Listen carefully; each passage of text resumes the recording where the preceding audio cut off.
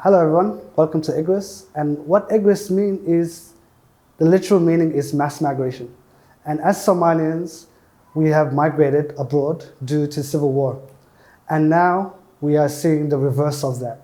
As more and more Somalians are coming back to the nation, to the motherland, to obviously contribute to society. And what we are doing in this podcast is to show a different narrative of Africa, especially in Somalia.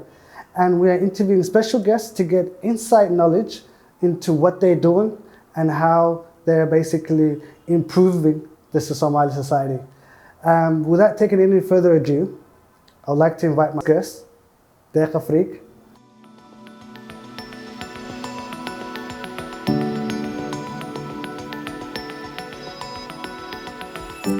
Welcome everybody, welcome back to EGRESS, the podcast. As you know, we are changing the narratives of Africa. Today, without any further ado, I would like to welcome my good old friend, Deeq.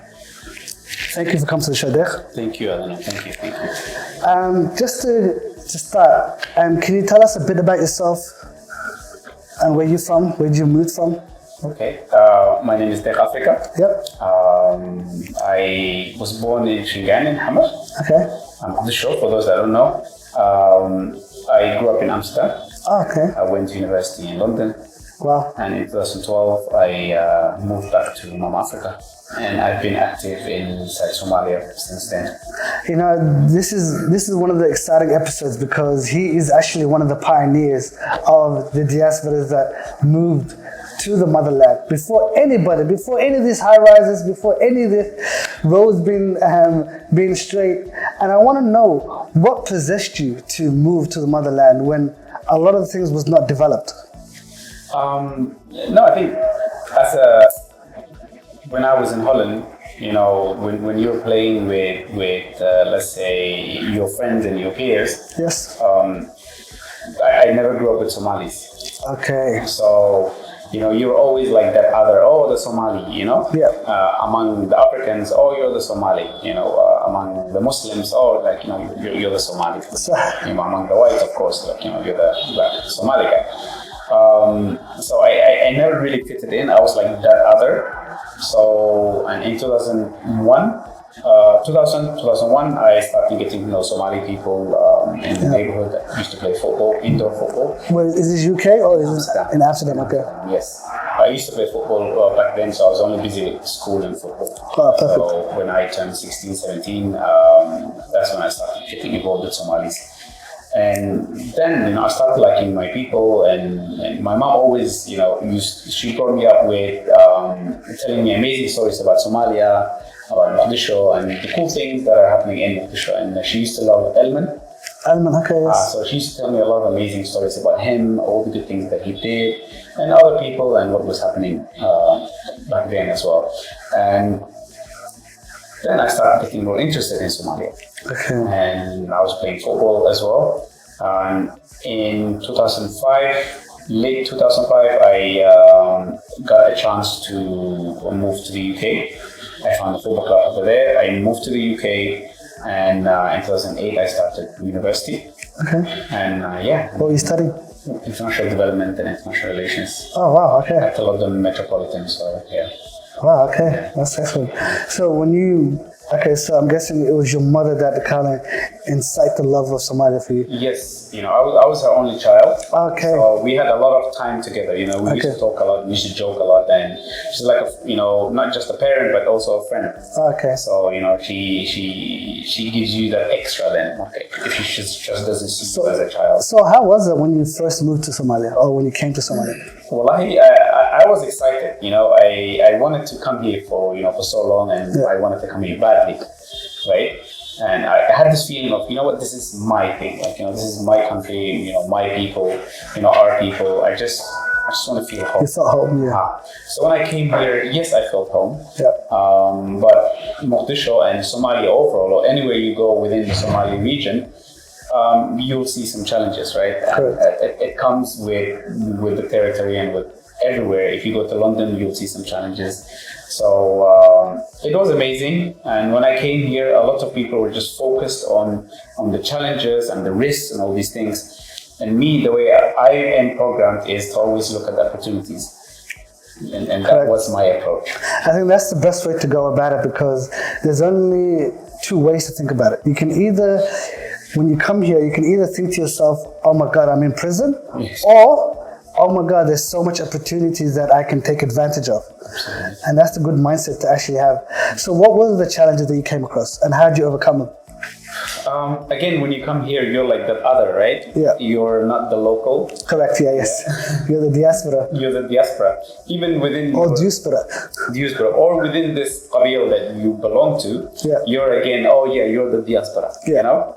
But still, you know, I never saw it, and that never put me in a position where I felt victimized or something. Okay. It was just, I just saw it as a label that people use to recognize you. And I never saw it as a negative thing, or, you know, or put myself in an inferior position.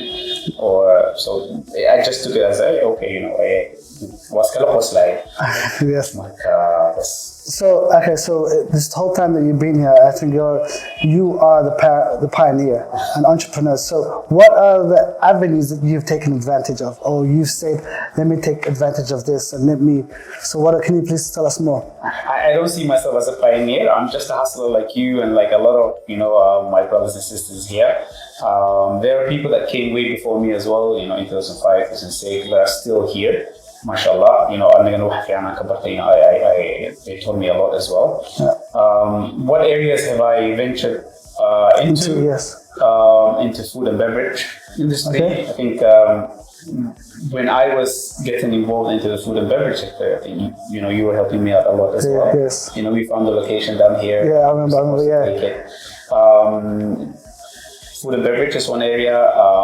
Technology. Technology, yes. Yeah. EGRESS as a fintech app that helps you transfer money between your different wallets. Wow, yes.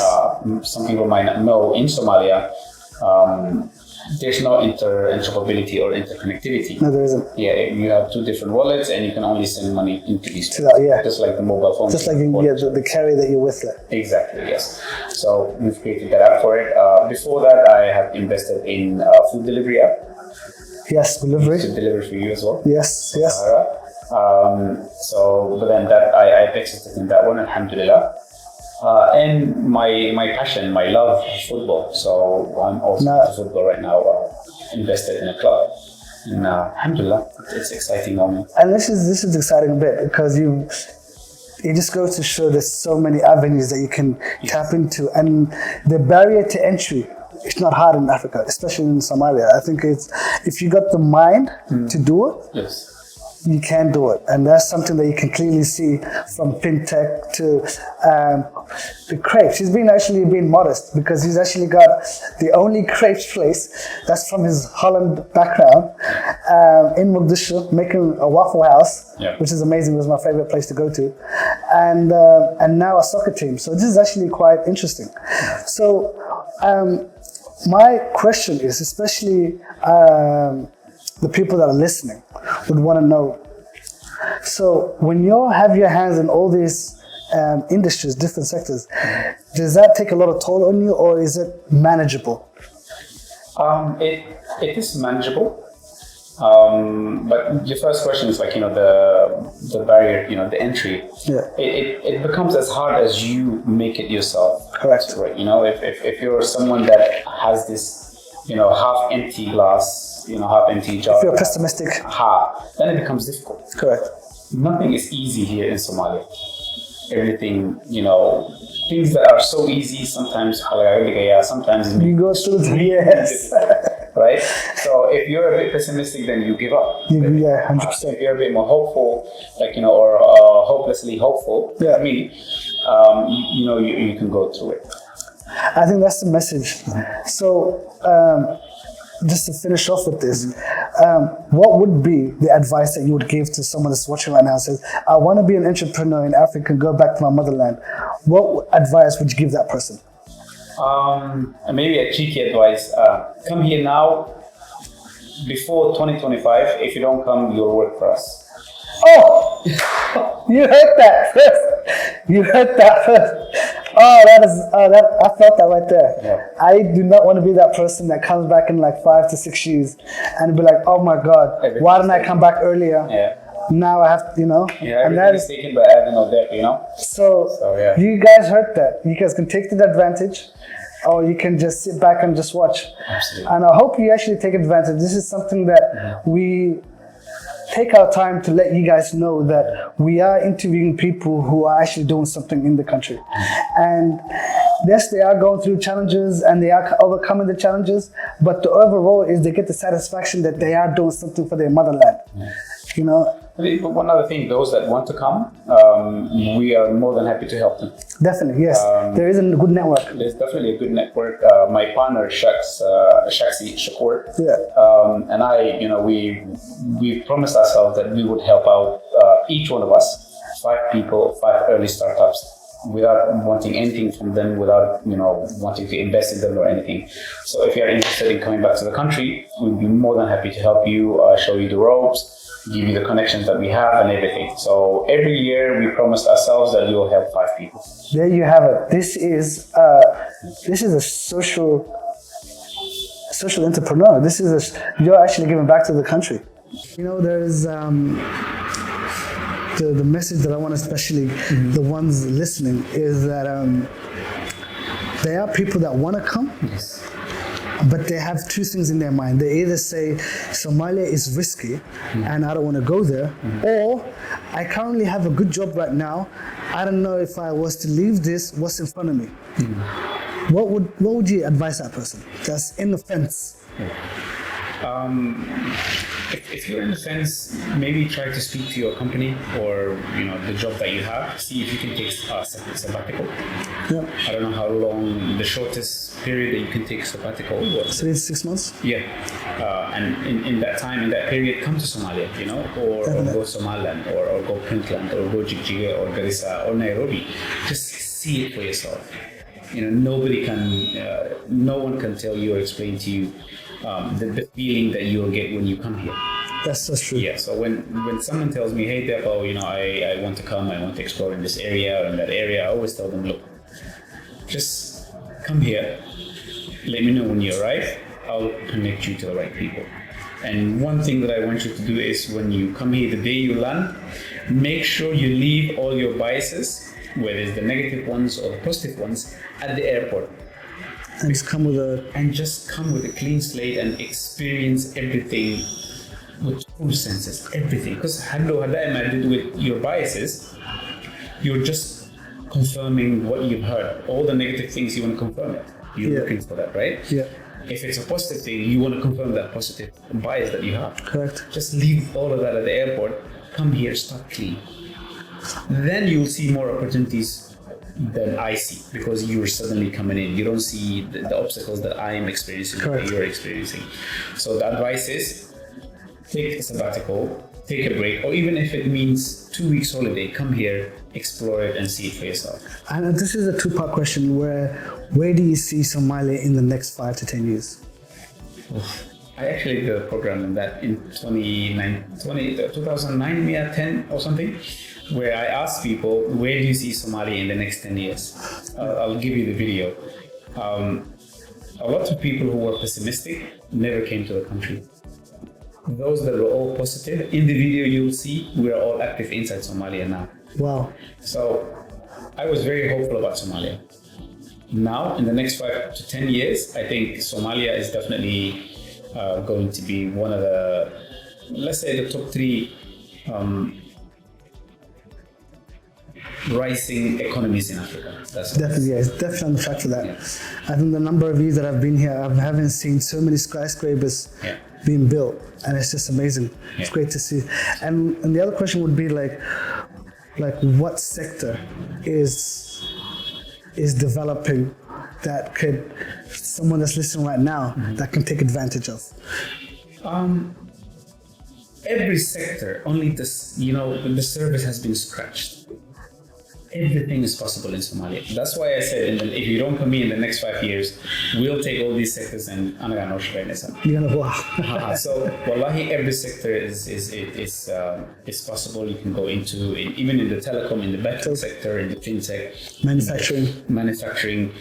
3 areas that everyone talks about and that I think really has a huge potential. Hawaii, the fishing sector, blue economy, correct. The agriculture, farming. We've got huge, fertile land that we can use. Yes. I mean, our businesses. There's actually a guy we're interviewing coaching from farming.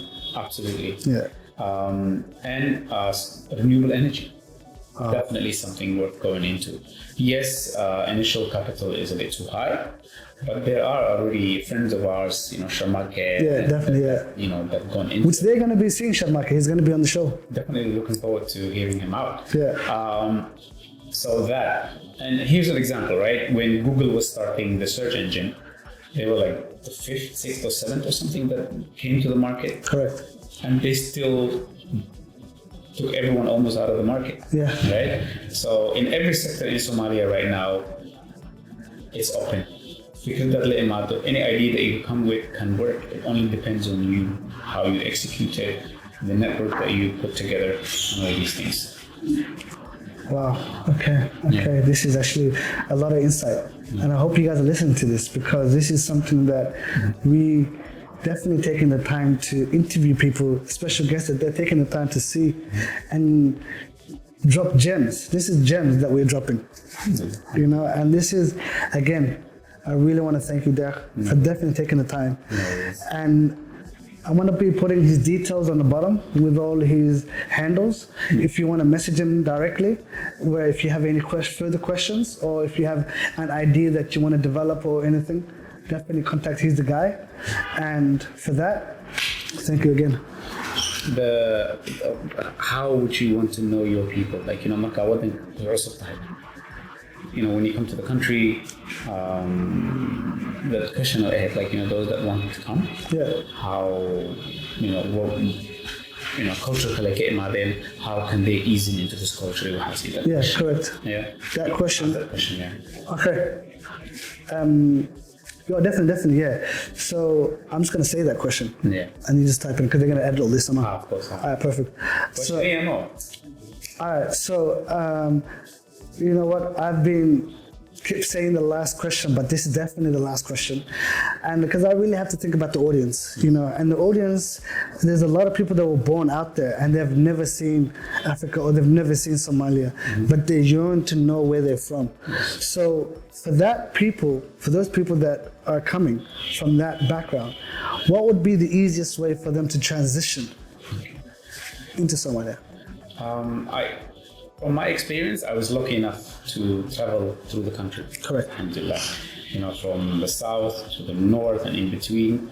And that gave me really a unique perspective of our people, how amazing they are, how strong, how welcoming they are. So if you're new into Somalia and you want to, you come from a whole different culture, that have whole different ways of doing things, and you come here, it can be challenging, but the best way to ease in is try to travel. Go to different cities, go to different regions, and see your people from different angles and different perspectives, and how they live as well. Go to Badia as well. See where are the nomads, the nomad aggression, where that comes from. Just see the lifestyle. Then the moment you start traveling, you'll start appreciating your people. You start loving them even more. Because that's your roots. That's where you're from. So in a nutshell, don't just move into one city and just stay there. Yes. Try to travel, integrate, Yes. trying to get to know the culture, and then from there, once you develop the love, Yes. then try to find opportunities. Exactly. Going to Somalia, coming to the motherland is not like going to a new country. It's like going to a whole new university. You should have that mindset. When going to university, what do you do? What's the mindset that you have? I want to learn. Yes. I want to explore. Correct. And I want to do my best, right? Yes. So coming to Somalia is like going to a whole new university as well. You start getting to know yourself as well. Well, I didn't have that much patience when I came here. Yeah. But they'll teach you patience all the time. You definitely learned that. Absolutely. You'll definitely learn that. Okay, now, and I think that kind of wraps it up because I think you've kind of touched up on all the points. And I really want to urge the people that actually want to take advantage of this, definitely generosity that Deeq is doing. We're definitely going to have his details on the bottom. Please don't hesitate. If you have any questions, he's happy to answer all the questions. Not too many, I hope. For that, take care, guys. Thank you.